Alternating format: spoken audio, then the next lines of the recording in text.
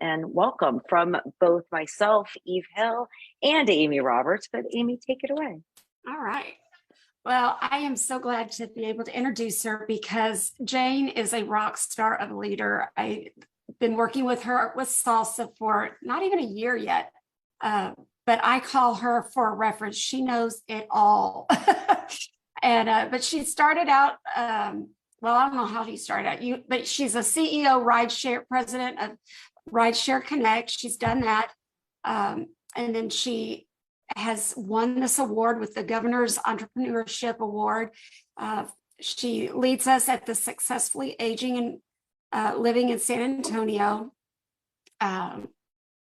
She just has a strong drive and passion for seeing this progress and improve and grow. And she's very inspiring. So Jane, thank you for coming.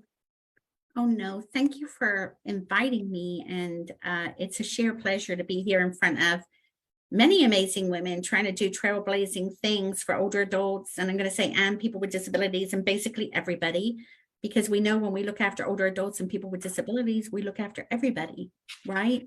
I mean, if we plan with the people most challenged, everybody wins. I remember reading this, it's a document called the curb cut effect. And basically it goes into that when we think we're mending or bridging for some other group, we actually end up like curb cuts. They did in California to begin with. People are like, oh, curb cuts for people with disabilities. But guess what? Bikers, skateboarders, everybody, women, men with children, everybody benefits from this type of inclusive element. I mean, we just need to be looking at universally designed homes and getting the word out there that we need to, yes, we need to do modifications for accessibility because we don't have accessible homes. So if you could just pause for a minute and think about, can I age in place where I am? Can Jane, who uses a wheelchair, come and visit my house? And most of the time you're going to say, yeah, no, she can maybe get through the back door, but she can't get in the bathroom. So why aren't we just making homes accessible for everybody, right? Because that we know we need that connectedness. Everything I read most days tells me about how social connectedness is so important. Well, living in a community can be very isolating if you can't navigate to the neighbor's house. My nephew, who's in his teens, plays rugby, and he actually broke his hip and, had to stay downstairs in my mom's place, couldn't live in his own place because, of this injury. Very often, if people take falls, they end up staying in an institution. And once you are there, it's really hard to get out of. Right? And accessible housing, when you need it, it's not there.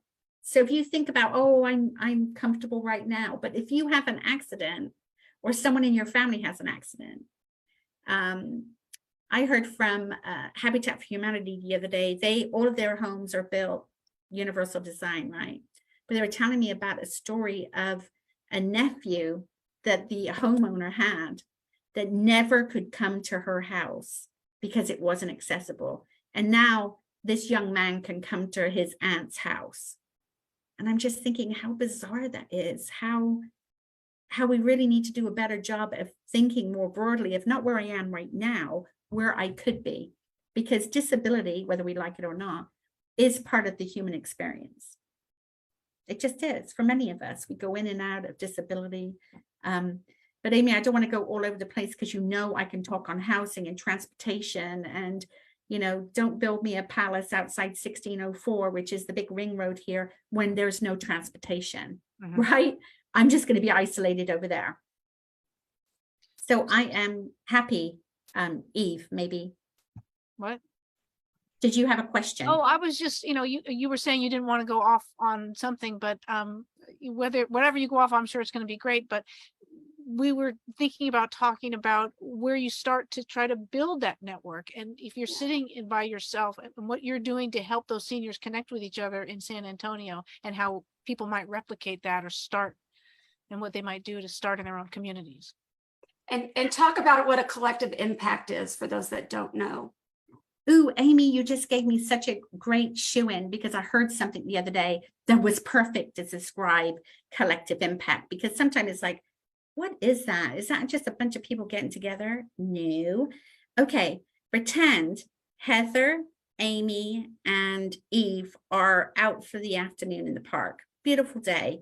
They come across the river and they look in the river, and all of a sudden they see tons of older people who are in the river, and they're struggling, and they're like, oh my God, the three of them jump in. Heather, Eve, and Amy, they jump in, and they're like, man, Eve's like, I'm going to get people out right now. I'm going to get people out right now. And she starts just grabbing people and dragging them on. Heather sits there and said, I'm going to build a bloody raft, and I'm going to get more people on this thing and bring them and pick them up and coming back. Meanwhile, we're looking downstream. We can't see Amy. And then in the far distance, we see Amy. We're like, Amy, come back. What are you doing? There are people here. And Amy says, I'm going upstream to find out why people are in the river. That's collective impact. That's us looking like we've got some issues in transportation and housing and all these things. We need to be upriver. We need to be up and find out, how are people getting in here? What are the barriers to inclusion? What is missing, so that we can go and help up there before they get in the water, right? We know people want to age in place, and we know that when we plan for it, we're more likely to be able to do it. That's why I was excited when Lowe's comes up with Livable Home. I'm like, what? This is great stuff. This is mainstream. This is a big organization saying, I'm looking at older adults or people with disabilities. I want to make their homes better. I think it was, I put it on my LinkedIn page. One of the big organizations, they now have 100 pieces of accessible furniture. And I'm like, man, maybe I'm wrong. Maybe because I'm so involved with this stuff. I'm thinking older adults and people with disabilities and accessibility is right now. We have an opportunity, a window's open, and we need to jump on it like it's the only thing we can do. And basically it is the only thing we do, because guess what? We can't stay in our homes if they aren't accessible, right? Because we know we've built non-accessible homes. I just asked you, can I come visit you? I use a wheelchair, I don't stand. Most of you are going to say no. How is that fair? How is that connectiveness? What would that do to my health if you guys were my only friends in the whole world that I could visit? But I can't get in any of your homes. None of them.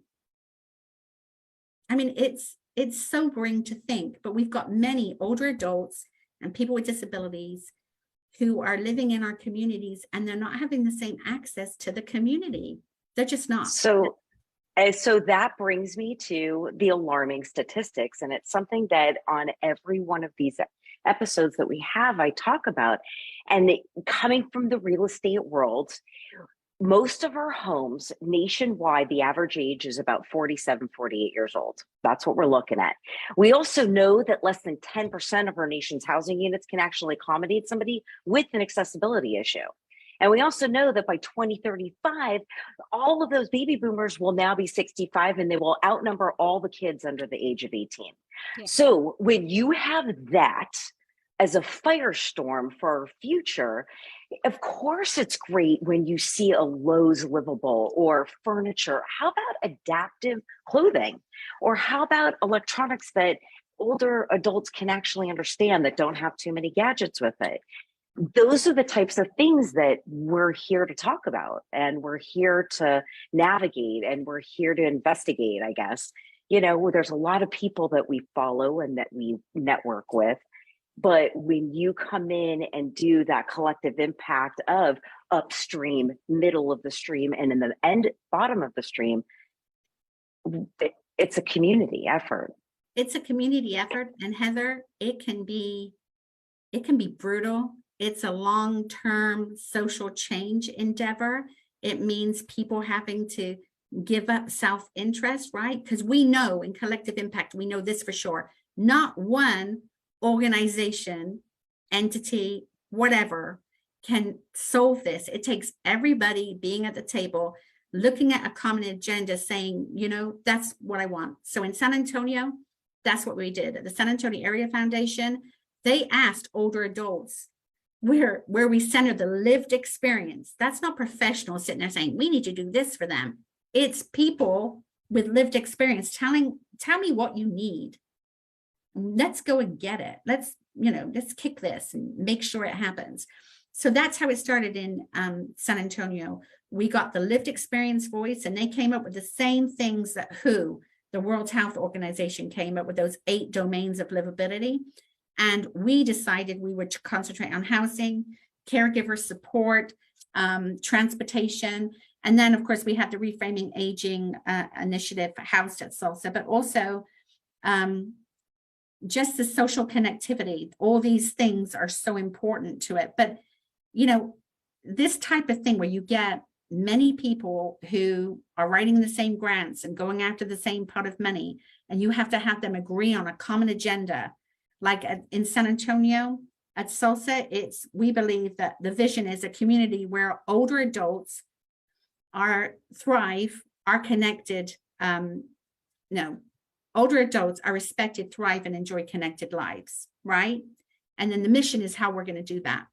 So how do we get more people, older adults, in leadership roles, on committees like today, right? We could go off and say, okay, I could be on this committee at the city of wherever you're living. There's stuff for us to do. And there's this type of venue that Heather and Eve and Amy are putting on, means that this isn't just going to happen in San Antonio, right?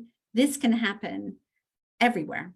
And it should. You should be looking around your neighborhood and your city and saying, who's working in this space? And make sure everybody has an invite to the table.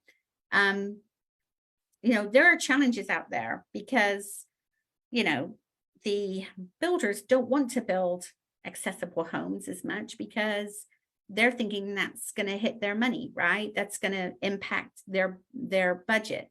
But my question is, well, what's the cost if you don't do it? Right. To society? How do we measure that, right? When we don't have accessible homes, like Heather pointed out, we don't have enough accessible homes. And let's be honest, if we sit there and say it's 1 in 7 or 1 in 5, it's much more than that. Because that we can ask on surveys, we can ask, are you a person, or do you look after a person with a disability? And they say no. And then you ask them on the next question, does anybody have diabetes, mobility challenges? Oh yeah, Dad can't walk up the steps. And they say yes to that, right? Because there's a disconnect between these labels that we have given ourselves, like caregiver. If we're a family caregiver, we don't think we're a caregiver. We're looking after mom and dad, or my sister, who, whatever, And it's like, I would say at the core root of everything is individualism. In this community, in this society, it is looked on as something good that you do everything for yourself. Where in other countries, it's the exact opposite. People are okay asking for help, right? They're asking for help. And that's why when Becca Levy does her class at Yale, and she asks them, think of an older adult, what are the first 5 terms that come to mind? And those students are saying frail, wrinkly, really negative things. When you ask Japan, they're like wisdom, joy. It's a complete different cultural shift. So if us ladies here are really wanting to change the dial, number one, there's got to be many more of us. We've got to be strategic about how we recruit people into this and make sure we're saying the same thing, right? Over and over and over and over until people are like, oh, we've got a wave. All of a sudden, we've got a movement. And I think that's why SALSA has been so successful, because I tell them in every work group, I said, these are not meetings. This is a movement. There's nobody else between us and the older adults and the people with this. There is nobody else. We are the front line. And that means us getting uncomfortable and having uncomfortable conversations with our city council people who, you know, think that building homes with accessible features is really expensive, when we know, we have proof that if you build a house that's accessible from the bottom up, there's hardly any price increase. We know this to be true. So I don't know, ladies, there's lots to do out there, and I want a SALSA in every city. Okay. And So Jane what- is great. She's a good model. If y'all ever have any questions and you're trying to do something like that, she is so good to help with that wisdom. And I will say, Jane, I have had conversations with people, and I've done Rebecca Levy's little tests of, tell me something, when I say the word older adult, elderly, what visions come to your mind? And to hear them come up, I haven't not had anyone come back with the Japanese versions of wisdom and patient and kind, and they're all gray hair, feeble, weak, you know. And that's what happens when we're trying to do stuff, when we're trying to get policy change, or we're trying to get people to listen. They aren't listening because they have these implicit biases. And I will tell you, Harvard has an implicit bias test. It's free. Google Harvard free implicit bias test. And they're not just going to go away over age. They're going to go over gender and race. There's like 10 different categories. We all have implicit bias. We all do.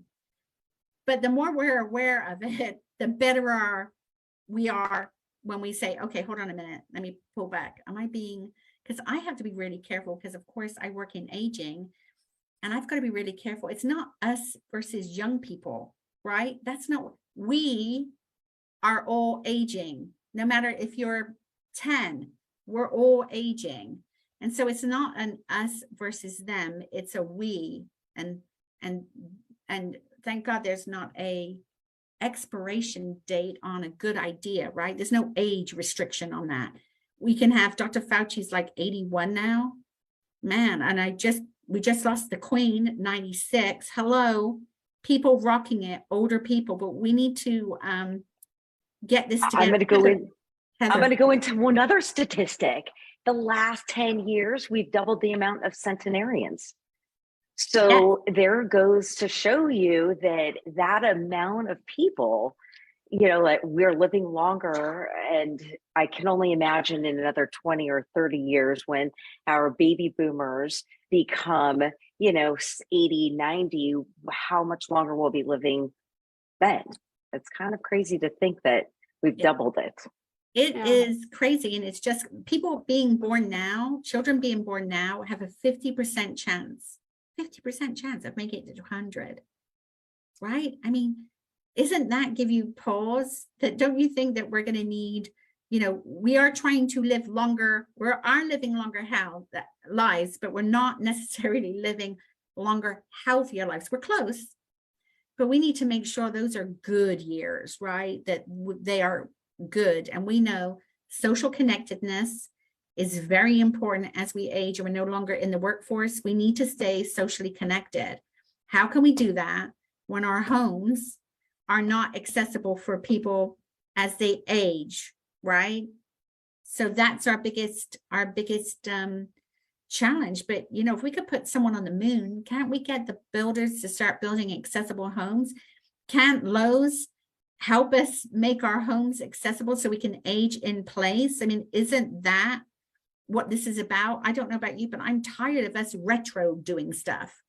We bought these houses and now we've got to go back and we've got to do more stuff because we didn't do it right the first time.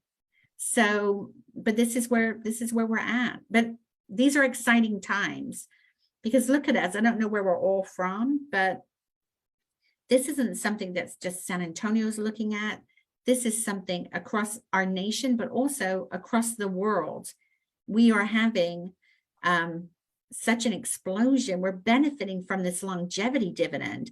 That means more people are going to be aging longer in our communities, and we need them engaged, right? And if they can't leave their house because there are steps, how do we get people engaged or keep them engaged? How do they benefit from that longevity dividend?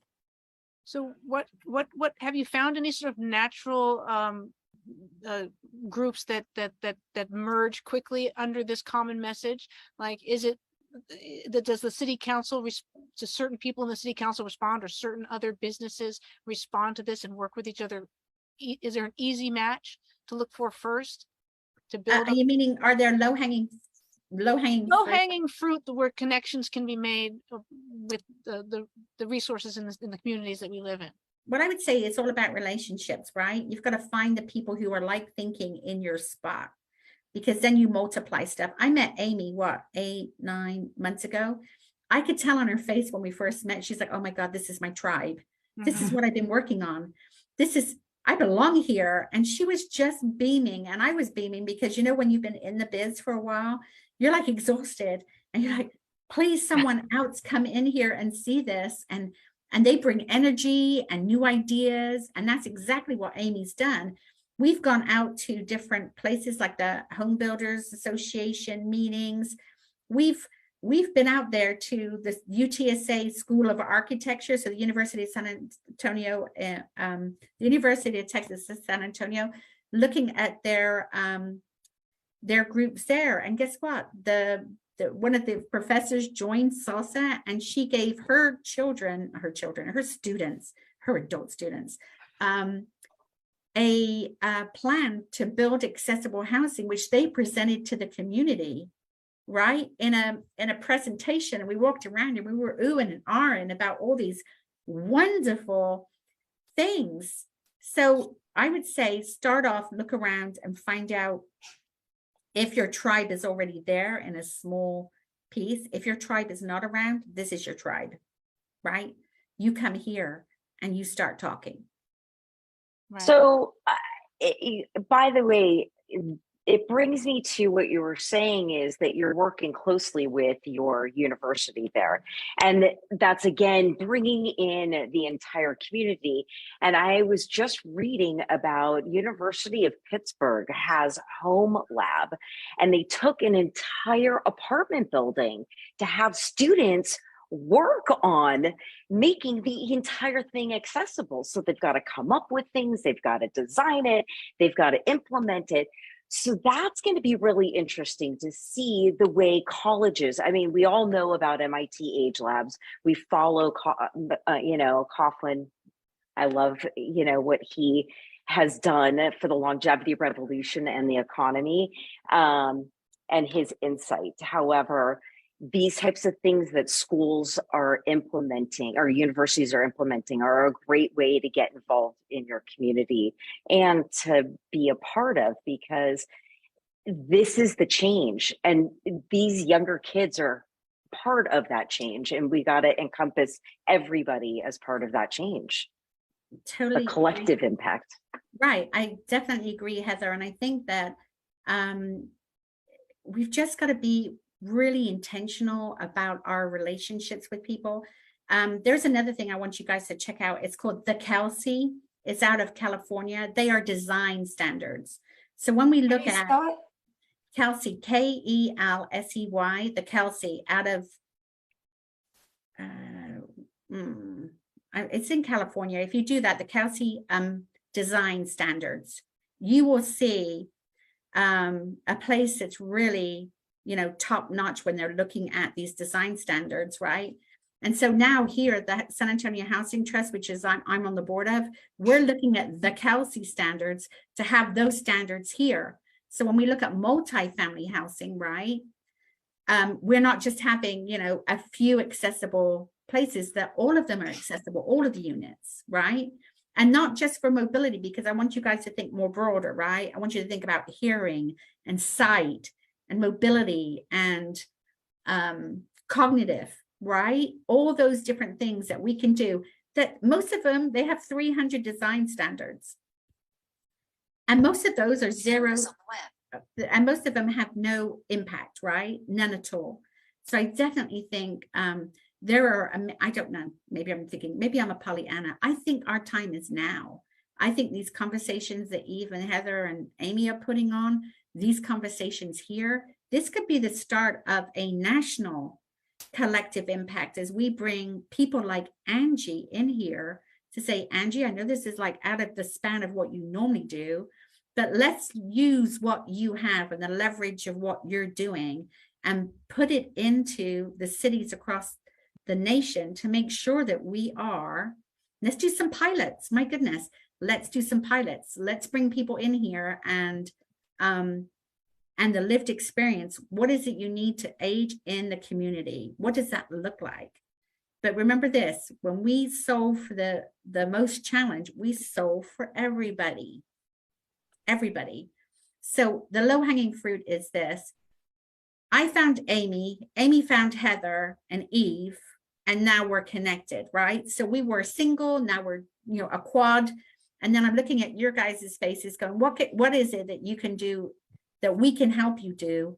Because we've already had this experience. We've been doing, SALSA's been doing housing since 2016, right? So we have these connections, but I feel like I've been talking a lot, but I'm just very passionate about inclusion all the way down, inclusion for everybody, especially in housing. Oh, visitability.org is another place that you guys need to go and look at basic standards, right?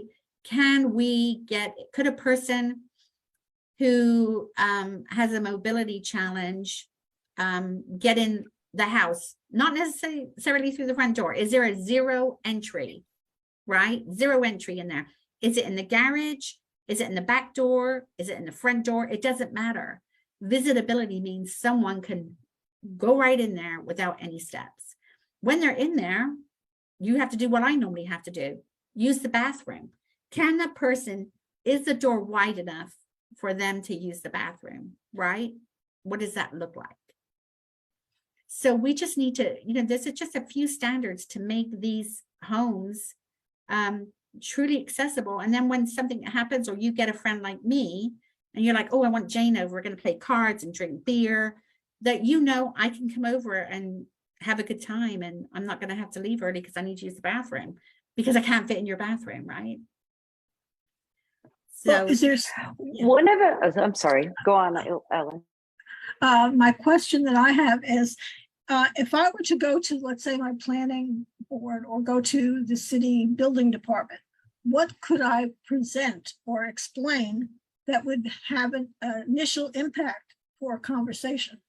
I think the conversation sort of goes like this. Start with the visibility, the visitability.org. Start with that document. You'll see that we in San Antonio have an ordinance. So there may be an ordinance that you can, Austin has one also, that says all houses are going to be built this way. Any house built with public funds needs to have these elements, right? That zero entry. Those doors downstairs that are all open, and one bathroom on the ground floor. We need that. So like me, Ellen, I went out and said, okay, I need a deep dive into housing. In your community, there is going to be the planning or zoning commission or whatever. You need to find out, you need to get very close with your elected officials, find out whose passion is housing, and then jump off from there. Because it's no use you representing a district person who doesn't have the same sense of, older adults or people with disabilities or accessibility. You have to find your tribe. So you read their bios. Oh, this person has a child with a disability. Oh, this person's a full-time caregiver of their elderly parent. Oh, let me get a hold of them. And then you apply to be on boards. And then guess what, Ellen? Not just you get your friends. And you say, listen, we've got 5 positions open throughout our city on boards. We need the older adult lived experience. I'm going to go to housing. You go to transportation. You go over to whatever other department, Parks and Rec. And we're going to make sure that the lived experience is central to what's going on. So it's going to take a little bit of Googling, but, get to your city. Like I'm in District 8 here. So I can go to Manny and say, hey, Manny, I want to be on this board, or have you thought about that? When you're a constituent in their district, they're more likely to listen to you, right? Right. So, And yes. that gets us into what we've been working on behind the scenes with Louis Tenenbaum. And just to bring it in, we behind the scenes, myself, Eve, Amy, and I, and we have Jane now on board with us. We're working on a bill to help all homeowners across the nation to get a tax break just for wanting to age in place. And this tax break will come in a form of two ways. Either it will be signed off when you're permitting for your construction, or you'll have what's called a purple tag. Like, think of it as a yellow tag on Energy Star products. We will do purple tags on things like hand rails and grab bars and certain things that can be installed and used for aging in place and aging safely. And so that's behind the scenes that we're working on with Louis Tenenbaum. And you can get involved with your local and city and state governments on that as well, and write to them. So that's that's a huge issue for a lot of homeowners. They're on a very strict budget, and to try to afford a little modification, whether it be stairs, or whether it be widening a doorway, or whether it be modifying a bathroom, it's costs money, and it's unexpected money that they didn't plan for. But by us collaborating in something like this and on a nationwide level, brings awareness to people now.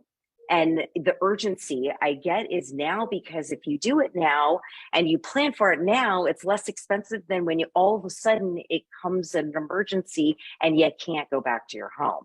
And so one of the quotes that we always say is modify or move, because that's what you're going to end up doing. You're going to end up having to modify or move at some point. So why not modify it now so you don't have to move? And you can make it look nice. There's some wonderful and beautiful products out there that don't look like a hospital grab bar. Right. And they don't look like it. That's the problem. We have to, move Stigma that mindset that people think accessible homes are like sterile hospital things, right? That's where Angie at Lowe's can come in with beautiful, accessible equipment. So we have to change the mindset of people when they're thinking. Their mind goes directly to institutional grab bars. I don't want grab bars. Well, now it could be a gorgeous toilet roll holder, Same but thing. it goes back to the social media and what gets pushed out and how it gets pushed out. It's got to look nice. When you look at stuff, when I as a consumer need to buy a product, we need to look at what it's going to look like and who's using it, because that essentially is what's selling things. But that social media is something that is important to do. And there's so many products out there, but yet when you walk into, I'm sorry to say, but a Lowe's, and I've done like TikToks on this, by the way, sorry, or a Home Depot, and the products are just this big of an aisle, and it's not an entire long aisle of products to choose from. You think, oh, there's only 2 grab bars to choose from, or 3, when you know that there's Ponte Giulio and there's all these other types of products out there that don't look like that aren't plastic, vinyl coated, or that don't have, that if someone has sensory issues, that it's metal. It's not thought of. And so I'd like to see one of those aisles when you go into one of these places. It'd be easier to pick a product. Amazon, you never know what you're gonna get. But maybe I'm a touch and feel. I'm old school. Maybe it goes down to movement building again, right? How do I get Eve, Heather, Ellen, Barbara, Kathy, Jill, Amy, Robin, Martha into the same Lowe's, right, at different times, asking to speak to the manager to get more, hey, I'm really looking for this item. I'm looking for that item. I'm looking, because we know that's what drives consumer, right? And I think we are, older adults are 32% of the population, yet we have 77% of the wealth. Yeah. Come on now. And we're 70% of the demographics that spends that. Exactly. But the problem is the need isn't there right now. So if you're not going to put that need in front of them right now, then you have to make the need look good. Yeah. And that's where it comes from, that social media, and it comes from that look of what you're trying to put out or how you're trying to put it out and the way it comes across. I guess that's the hard part. Well, that we haven't I'm going to use it out yet. I'm going to use an example. We've just gone through the pandemic, right? Before the pandemic, people with mobility challenges were wanting stuff like curbside, and nobody would do it. People with disabilities are innovative, right? They've had to be. They've navigated a world that's not made for them. So we were asking for curbside and that type of thing. And it was no, not till the pandemic came. Now we've all got it. And we're like, well, we were there 20 years ago wanting this very thing. So I get it. It's a needs thing. But with us all going in, asking, that's a wave, right? If we know, if Angie would tell us, does it really make a difference when we go into a Lowe's at different times and say, hey, I'm looking for this? Does anybody record that? I'm just curious. Do you know, Angie? So when you're going in and requesting specific items. Yeah. So for one, me being here is probably a great advantage because I have the connections with the merchants and our product teams. We don't have direct control over those products. I know that the local stores will mostly take note of what's requested. I mean, especially if it's something that's over and over and over, then they will pass that on to the particular merchant at our corporate office.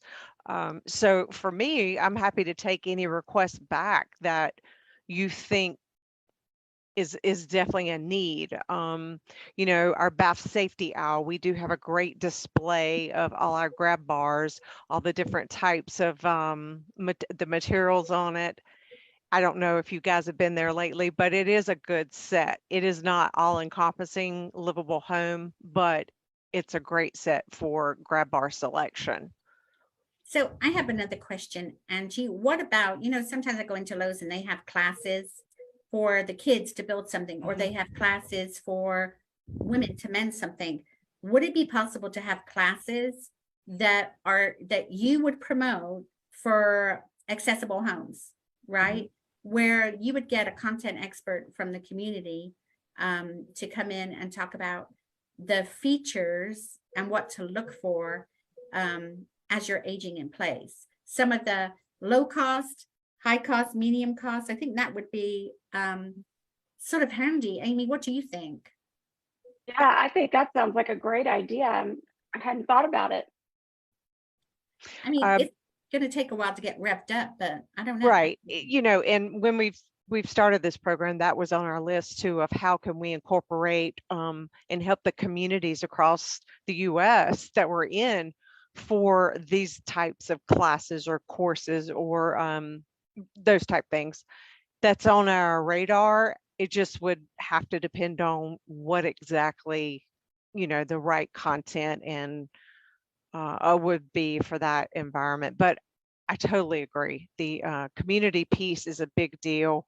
It all rolls up to our total home strategy for Lowe's. So kind of the spiel is, we're going to help you be in your home, get your first home. We're going to help you do the DIY stuff. We're going to help you remodel stuff.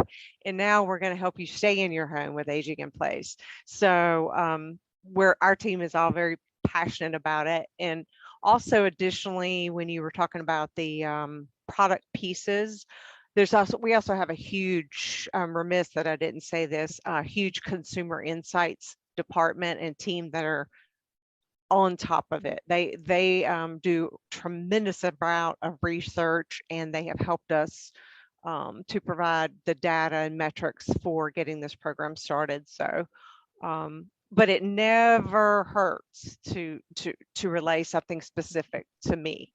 We can always push for it. I think that's wonderful. I mean, I just think that, you know, where does it start? It doesn't matter. There's not a prescribed anything.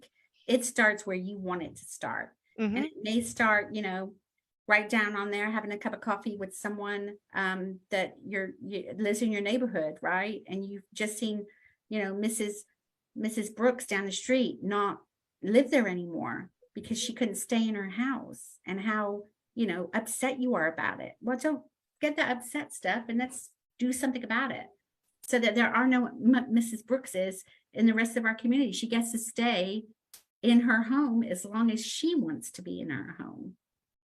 So what I would love to see is a Lowe's and a Best Buy merge together in the senior market.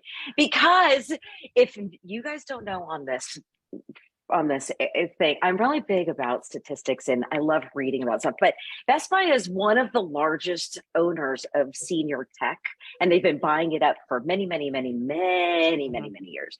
And so to see Lowe's come in with Livable Home, and Home Depot has not done anything like this.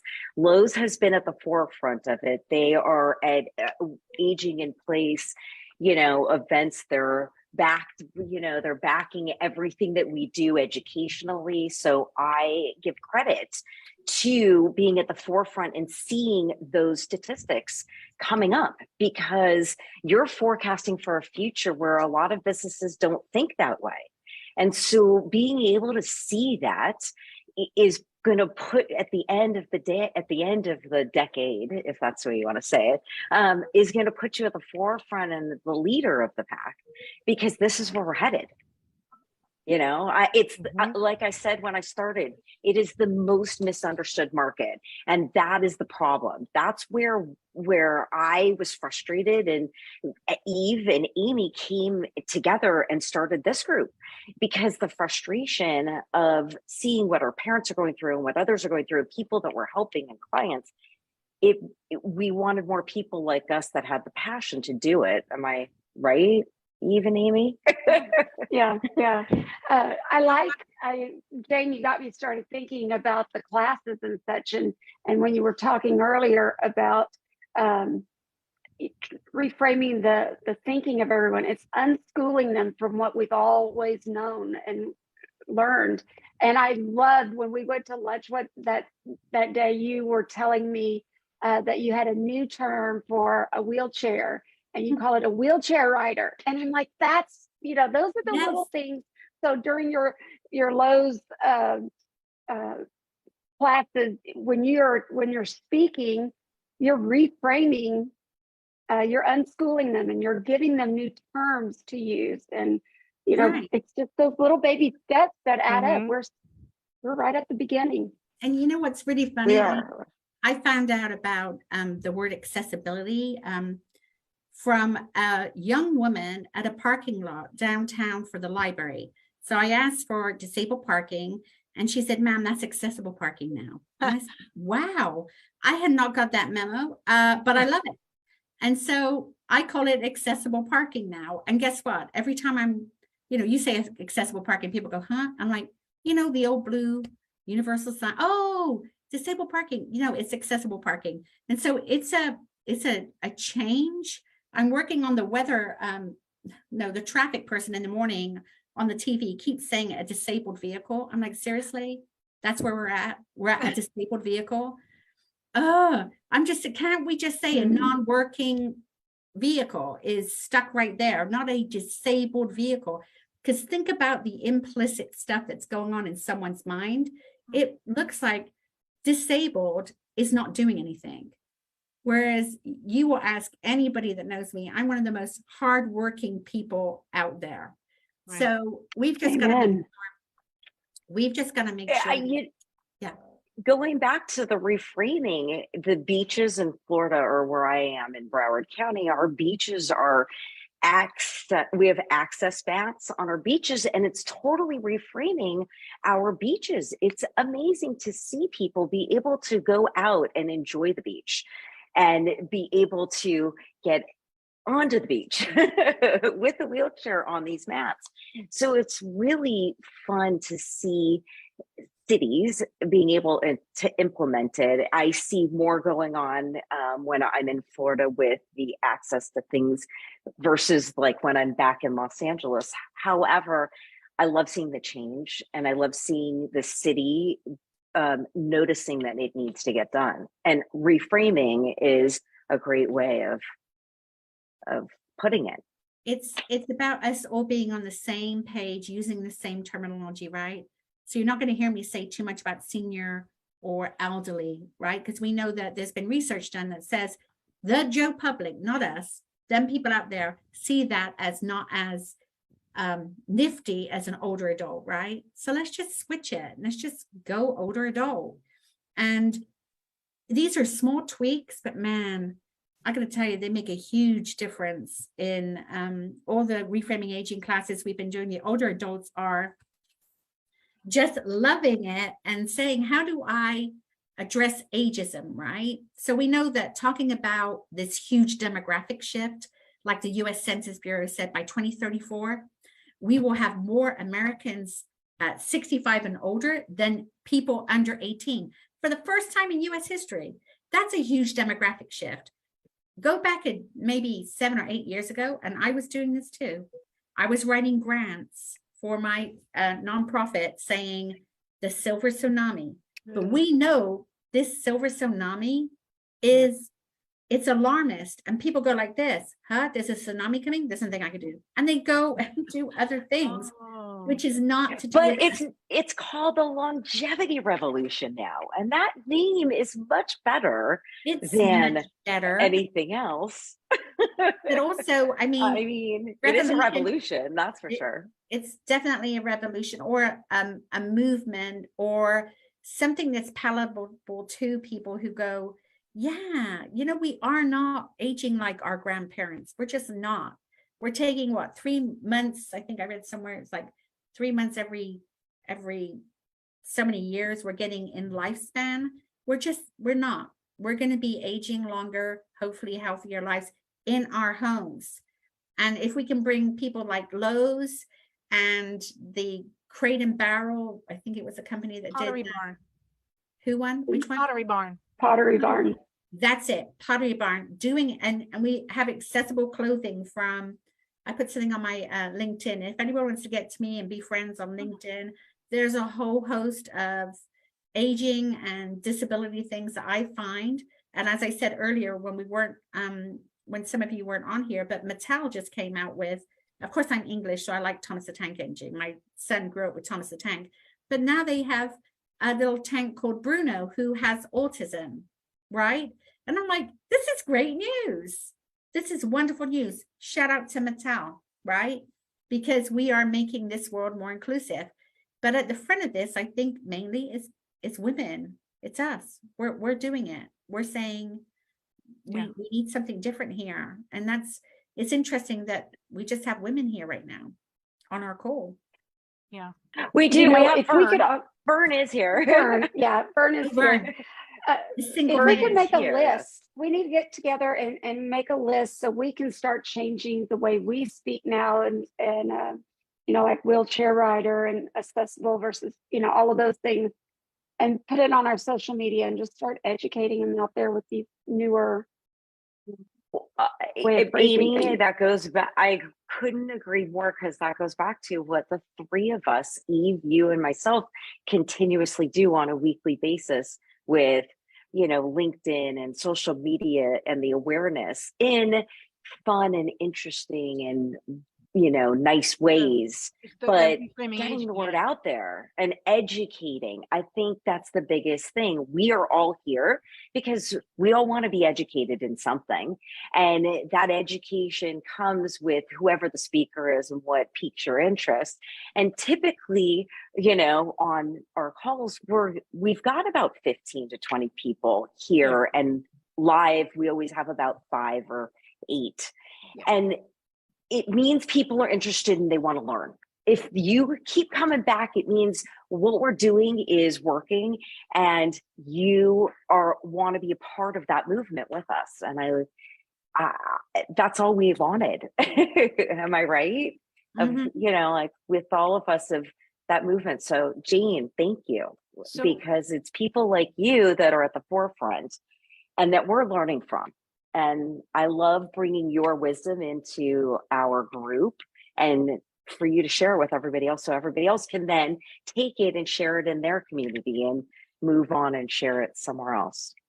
Well, I mean, Thank you so have much. you have a wonderful reframing aging presentation, and that's something that we want to we want to take pieces of that and we want to amplify it, and and maybe so we can make that available to people. And also with Lowe's Livable Home, we want to amplify what you're doing too, because I mean, we want people to come to you. We want this to be normalized, and we want people to say, "Oh, it is beautiful." So are there specifics that we can help you with on social media, or well, we can talk later about how we work together and get that common message going, And what do you find with Lowe's Livable Home? Are you getting a huge response? Is business booming? Are consumers loving it? What's going on? All of the above. Yeah. Good. Okay. Yes, What are some of the big sellers? What's going on? well, the biggest thing is everybody goes, oh, that makes such great sense. I mean, I'm not telling you guys anything. It's the market's so fragmented that this is big, having a one-stop shop for everything you need. I mean, it's not just DME items, it's we install these things too, which is unheard of. But Don't here's the install those thing. showers, those ready-to-make showers. You don't install them anymore. Yeah. Which ones? The ready-made showers, ready- shower kit. Because I wanted to do that for my mother, and I called Lowe's, and Mhm. they said we don't install them. You've got to hire an outside person to install them. Like the walk-in tubs or something like that? It was a shower kit. It was like ready-made. Yeah. So we have partnered with Rebath. They Yes. do some aging accessibility bathroom remodels. So there could be an option there with Yeah, that. I think I called them. Yeah. But I gotta say, Angie and Vern, who's on this call, one of the things that I could tell you is not many people in the community even know that you have this stuff. You do know that, right? Like, it's just the word livable home is not ingrained in anybody's mind when they need to go buy something, because it's not something they would think of. I would love to see you guys market it more, and to see where that goes, just because I would love, to have more to choose from than a little pharmacy, because that's Mhm. typically what people go through. Is our clients will walk into a pharmacy or into the CVS or Walgreens, and it's about yay big. Mhm. And it's plastic, and it's, whatever else it is, but it's Not not aesthetic. durable. Mhm. Right, or aesthetic, and they buy the first thing they can grab, and that's it, because that's where they think they can go. And that's what, in our minds, we need to reframe the way that we buy things, but that's in our minds where we need to start looking. But we need to know where to look. And I think that was the other thing that we liked about this group, is we're here to teach people where to look in their community, and where to go, and who to go to, and how to get there. There's a question from Martha about what about security, doorbells, personal security devices. Is that part of what you sell there at Lowe's? Absolutely. So if you think about, you typically go in Lowe's and look for a water heater or something specific. Lowe's Livable Home encompasses multiple departments, multiple products, and exactly just that, smart home. Say your flooring, you want the low pile flooring, we've got that. All those Here's things. going to be the problem, though. When you have a person that needs to go in there to look for this stuff, you're Mhm. asking them to walk all over a store. And that's not something that they can easily access and do. So now you really should think about possibly, I don't mean to I'm just thinking it from a standpoint of somebody that, like a Jane, who wants to go look at your accessible stuff, and Jane, who's in her wheelchair, needs to go to aisle 7, then aisle 24, and then, oh my God, what about, and then I got to go over here. So if you had that aisle, you don't have to have all your flooring there, but you could have 2 or 3 little samples for them to look at, that somebody could maybe go get for them. But if you had it accessible in one aisle, a one-stop shop, if that's what you're saying, put it in one aisle for them.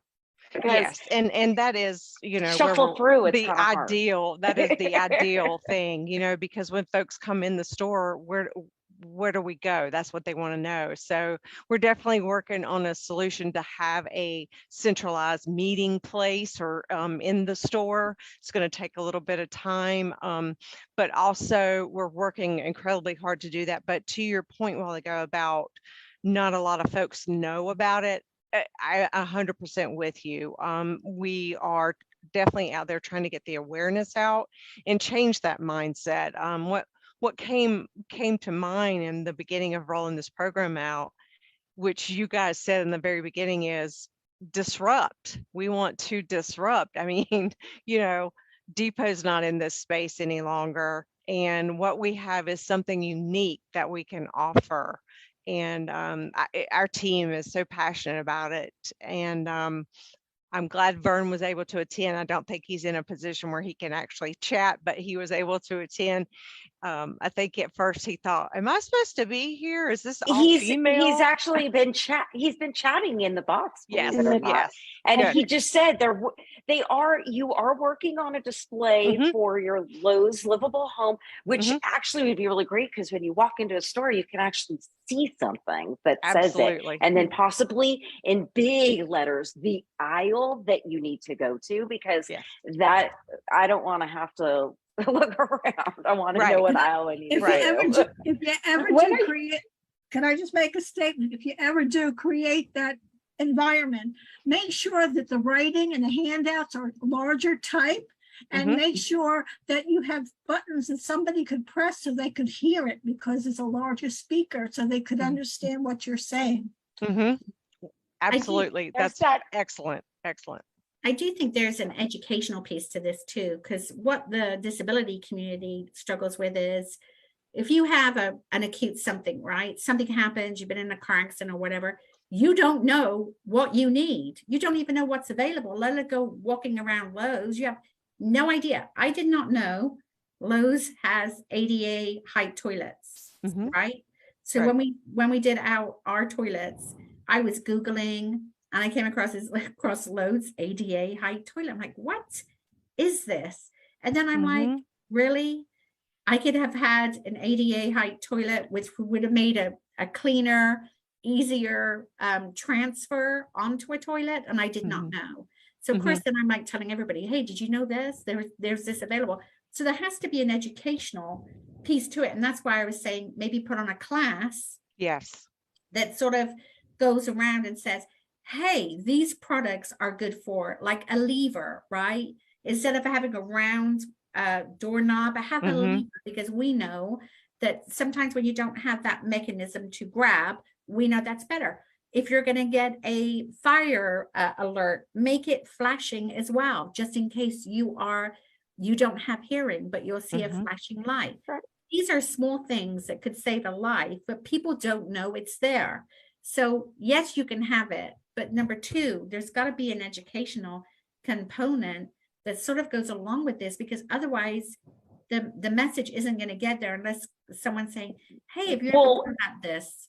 It's interesting, Jean, that you bring that up, because I know at NAB, that's National Association of Home Builders, for people that don't know, but I know at NAB, they're working behind the scenes very hard to deal with contractors and getting them certified in things like this. So if we can get a tax break on this, certain contractors will be able to sign off because they've taken this class and they're certified in something like this. So when you get people like the National Association of Home Builders and Lowe's, and you get people throughout your community, and a tax, break here and a educational person there, you have all your components. It's just being able to put it together seems to be the missing piece. And that's a hard thing. And to reach the people, actually reach the people, so they get the May I say? Yeah. Can you hear me? When you make your brochures or your signs, red is a color that a lot of people have problems reading. As you age, you can't read things in red as easily. So that's just a comment I'd like to make. Thank you. Good. This is just priceless, all this information. It really is. It's so helpful for us. This is what we need. I mean, I appreciate the invitation. Vern appreciates the invitation. There are a lot of product and service solutions that you could check out on Lowe's.com. I can send that. Should I send the link, or maybe I can put it in the chat here shortly for you guys to get directly there. But we do virtual home assessments, where we have a team of CAP certified that actually do a virtual home assessment. The other piece, there was something else I was going to mention and it totally just went right out of my head. So, So when are you coming to Texas? And what can we do to help promote and get Lowe's Livable home, out there? What can we do to help? Well, I think you nailed it a while ago when not everybody knows. So it's really simple awareness of what we offer. Of course, it popped in my head. It's been a long day, but what I was going to say a while ago is the education piece. We have partnered with AARP. So if you go on our Lowe's.com Livable Home, you will see tons of education and articles and videos that really just kind of set the tone and help with the education piece. But we've also heavily educated our store associates with this program as well. All I have to do is get Vern to approve my travel and I'll be there. Where are you located? I'm in North Carolina. We would I think we need love, to have Angie speak. one week. I think so too. I mean, at least to the housing work group. At a band, Yeah, that would be absolutely. really nice. Yeah, we're really, this is our first night here. So I'm really just observing and being a sponge, but I also appreciate the floor time that you've given me to be able to respond. Well, you could add so much more to this group. I hope you keep coming back. Will you be We at all the grow from each Accessibility other. Expo in Florida? Will you and Vern be there? When is that? No, it's coming up. In November? I think it's coming up in November. What is it called? What is it called? Activities? I don't know what it's called. I know that Vern and I will have a long list of some conferences and shows that we're going to attend, and that may be one of them. We did just attend the Senior Helpers Conference in Denver last week, and that was great. Vern says that Angie can come visit you guys in Texas. I approve. We can make a very full agenda for her to visit. There you go. We love you, Okay, Vern. so Thank it's you. California and Florida. Okay. So this is the Miami Abilities Expo at the Convention Center in Miami. It's huge. It's the November 4th through the 6th. Okay, I'll check on that. I don't know if you guys, because I'm in Florida, so. Okay. I'll get even Amy to come to me. We'll come down to I'll get even Amy to come to me. Yeah. Ours normally I'll is have to get all Jane here good. too. Ours normally is in Houston. Amy and I have to do a road trip. I'll try. Now, Yeah. is this every Well, Tuesday that you have this meeting? Yes, Yes, ma'am. we have every Tuesday. Tuesday, which we are getting to the end. Amy, why I don't you know. tell everybody what we're doing for who we have coming in for next week? Okay, next week is Esther Pipoli, and she has this. I knew her in high school, and I didn't know that she was doing this. And Esther's not a very common name, and same time. So I belong to the Alamo Area Home Care Council. Somebody came up to me that day. And said, "You need to go talk to Esther," because I had spoken earlier. And then they said, then the next thing I met a friend, and she goes, "Amy, you really need to talk to Esther." And I'm like, "Oh, wow, twice in a row. I need to go call Esther." And it was the same Esther. And what she does is loss of life advocate, Lola, Lola. And she had a tragedy with her life. So within like 60 days or so, her husband and her father passed away. And she was lost. She had no idea what to do, where to go. And so she's like, I can't be the only one out there. So she has, over time, developed this loss of life advocates, and it's in every major town in Texas. And then also she does like Zooms and such, so she can help people in other states as well. But you can also become a grief counselor through her program. And and it helps people like a big business, maybe like Lowe's. You would use her program, and then your employees would be able to get their grief taken care of and or worked with, and get them so that they can get back to work easier and sooner, and to help them out. And just a neat program. So she's going to be telling us about Lowe.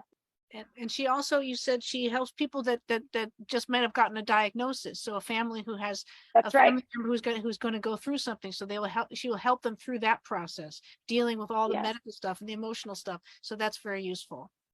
Yeah, and preparing. So like another friend in common that we have from school, she has a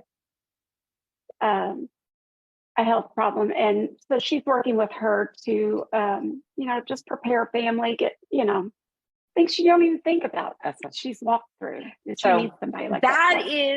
That's who we have for next Tuesday. 4 p.m. if you're on the West Coast, 7 p.m. if you're on the East Coast. And I want to thank everybody for coming on behalf of Amy Roberts, Eve Hill, and myself, Heather Brooks. I appreciate everybody coming. And most of all, Jane. I love you, Jane. Thank you for coming Jane. and joining and sharing your passion with us. Oh, you are welcome. And thanks for the link. Yeah, Angie, thanks for the link. Y'all copy that. Perfect. Yes. Before I sign thank you for having us. Let's keep the conversation going, ladies and gentlemen. We'll see you soon. Thank you, everybody. Bye, Thank guys. you for Good night. having us.